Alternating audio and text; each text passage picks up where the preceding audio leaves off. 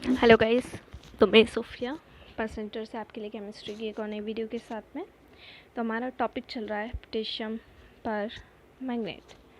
Potassium पर magnet का D block element से बिलोंग कर रहा है एंड डाइक्रोमेट डिटेल्स में कवर अप हो चुका है।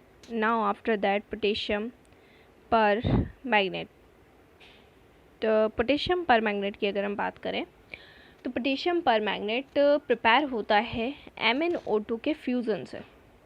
जब हम MnO2 मैग्नीज ऑक्साइड को एल्कली मेटल हाइड्रोक्साइड के साथ में और किसी ऑक्सीडाइजिंग एजेंट के साथ में ट्रीट करवाते हैं तो उससे हमें डार्क ग्रीन पोटेशियम पर मैग्नेट प्रिपेयर होता है। जैसे यहाँ पे कुछ 2 रिएक्शंस दी हुई हैं।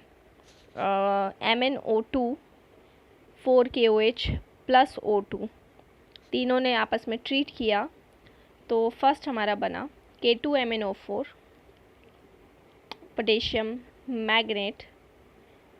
इसको हम MnO4 2 नेगेटिव को लेंगे, एसिडिफिकेशन करेंगे तो 2MnO4 में ये कन्वर्ट होगा, MnO2 अलग हो जाएगा और 2H2 अलग हो जाएगा। अगर कमर्शियली बात करें कि कमर्शियल लेवल पर इसकी प्रिपरेशन कैसे की जाती है तो MnO2 का इलेक्ट्रोलिटिक ऑक्सीडेशन करवाकर मैग्नेट 6 की प्रेजेंस में ऑक्सीडेटिव फ्यूज़न हम करवाते हैं। जैसे 2 मेथड है, यहाँ पर फ्यूज विद पोटेशियम हाइड्रोक्साइड और ऑक्सीडाइज विद एयर, या तो एयर से ऑक्सीडाइज करेंगे या KNO3 से। तो MnO2 से Mn4 में बदला, मैग्नेट आयन में बदल गया। इधर Mn4 2 नेगेटिव को आगे हम क्या करेंगे, इलेक्ट्रोलिटिक ऑक्सीडेशन करवाएंगे अल्कलाइन सॉल्यूशन के अंदर, तो पर मैग्नेट आयन बनेगा MnO4 नेगेटिव बन जाएगा। अगर लैब की बात करें, लेबोरेटरी की बात करें तो मैग्नीज सेकेंड आयन सॉल्ट जो होता है वो पर ऑक्सो डाइसल्फेट से पर मैग्नेट में कन्वर्ट हो जाता है। जैसे कि दिया हुआ है केमिकल रिएक्शन में Mn2+ है, H2OH से रिएक्शन वो कर रहा है, H2O के साथ में रिएक्शन कर रहा है तो MnO4 नेगेटिव दे रहा है, 10 सल्फेट के आयन दे रहा है और H+ आयन निकाल रहा है। पोटेशियम पर मैग्नेट डार्क पर्पल कलर, मतलब ऑलमोस्ट ब्लैक, थोड़ा और अगर उसमें कलर हो तो पूरा ब्लैक हो जाएगा। ठीक है, क्लियर। जो क्या होते हैं, आइसो स्ट्रक्चरल होते हैं KClO4 से। ये जो सॉल्ट होता है ये इतना ज़्यादा वाटर में सॉल्यूबल नहीं होता, लेकिन जब हम इसको टेम्परेचर देते हैं या हीट करते हैं तो डिकम्पोज हो जाता है। जैसे KMnO4 से K2MnO4 plus MnO2 plus O2। ठीक है, अगर प्रॉपर्टीज़ की बात करें तो इसकी 2 फिजिकल प्रॉपर्टीज़ होती है। ठीक है, इसका कलर इंटेंस होगा, डाई मैग्नेटिक प्रॉपर्टी को रिप्रेजेंट करेगा, रिपल होता है मैग्नेटिक फील्ड से। ठीक है, और टेम्परेचर के अलॉन्ग में अगर बात करें तो वीक पैरामैग्नेटिज्म।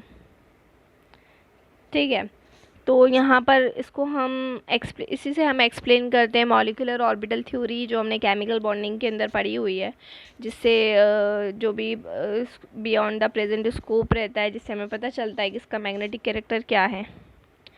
मैग्नेट और पर मैग्नेट ये दोनों ही जो होते हैं, जैसा कि दिया हुआ है MnO4 नेगेटिव यहाँ पर, ठीक है, और पर मैग्नेट दिया हुआ है, ये दोनों ही टेट्राहेड्रल होते हैं, केवल इनमें बॉन्डिंग का डिफरेंस होता है और बाकी जो इनका शेप रहता है वो टेट्राहेड्रल होता है। पाई बॉन्डिंग कैसे बनती है, पी ऑर्बिटल की ओवरलैपिंग से ऑक्सीजन के जो पी ऑर्बिटल होते हैं वो मैग्नीज के डी ऑर्बिटल्स के साथ में ओवरलैप करेंगे, जिससे पाई बॉन्ड बनाएंगे। ठीक है, ग्रीन मैग्नेट पैरामैग्नेटिक होता है अनपेड इलेक्ट्रॉन की वजह से, क्लियर। और जो पर मैग्नेट होता है, पर मैग्नेट जो रहेगा वो डाई मैग्नेटिक होगा, क्योंकि उसके पास में कोई भी अनपेड इलेक्ट्रॉन प्रेजेंट नहीं होता। हम पढ़ चुके हैं प्रॉपर्टीज़ के बारे में, पैरामैग्नेटिक, डाई मैग्नेटिक। ठीक है, अगर एसिडिफाइड पर मैग्नेट सॉल्यूशन की बात करें तो ये ऑक्सीडाइज करते हैं ऑक्सीलेट को कार्बन डाइऑक्साइड में। आयरन सेकंड को आयरन थर्ड में, नाइट्राइट्स को नाइट्रेट्स में, आयोडाइड्स को फ्री आयोडीन में। हाफ रिएक्शंस दी हुई हैं यहाँ पर नीचे स्क्रीन के ऊपर, जैसा कि हम देख सकते हैं। ठीक है, पूरी रिएक्शन कैसे लिख सकते हैं? जो हाफ रिएक्शन ये वाली हैं उनको KMnO4 और जो भी रेड्यूसिंग एजेंट है उसके साथ में मिलाकर इसको फुल किया जाता है। अगर हम इसके रिडक्शन की बात करें कि जब हम पर मैग्नेट से मैग्नेट आयन में कन्वर्ट करते हैं, मैग्नीज डाइऑक्साइड से मैग्नीज सेकेंड सॉल्ट में कन्वर्ट करते हैं, तो यहाँ पर ई नेगेटिव वैल्यूज़ क्या क्या होगी।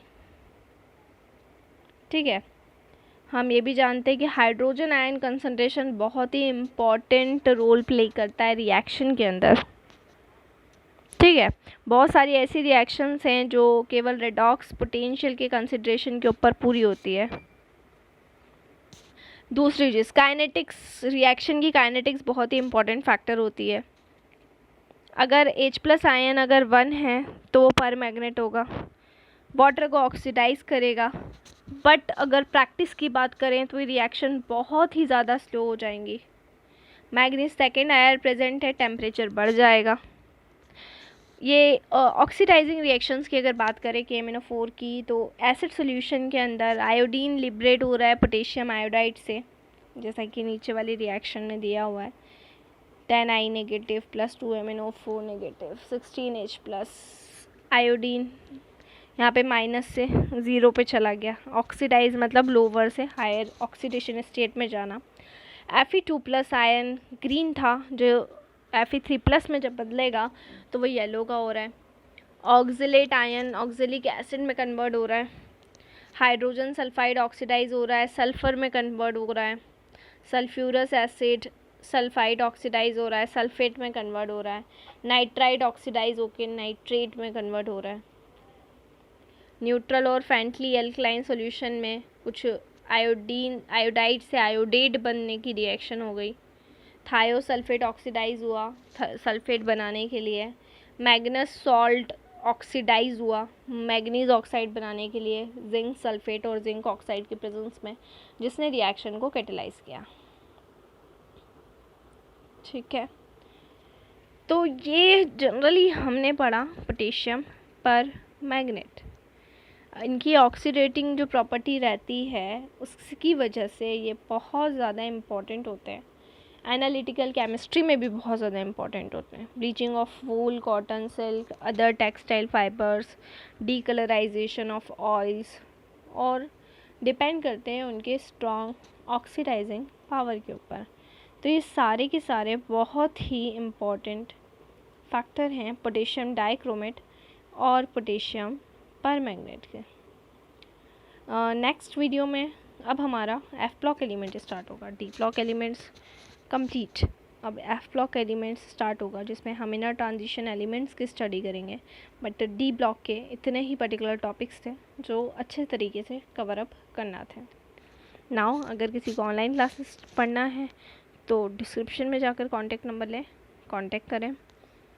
स्टे होम, स्टे सेफ, घर पे रहें, सुरक्षित रहें, कोरोना से बचे रहें।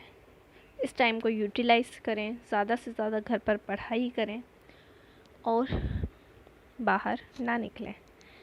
बहुत ज़रूरी हो तभी आपको बाहर निकलना है। ओके, ठीक है, तो ये आपका D ब्लॉक एलिमेंट वाला पार्ट हमने किया कंप्लीट। नेक्स्ट में हम पढ़ेंगे F block elements. Stay home, stay safe. Thank you so much.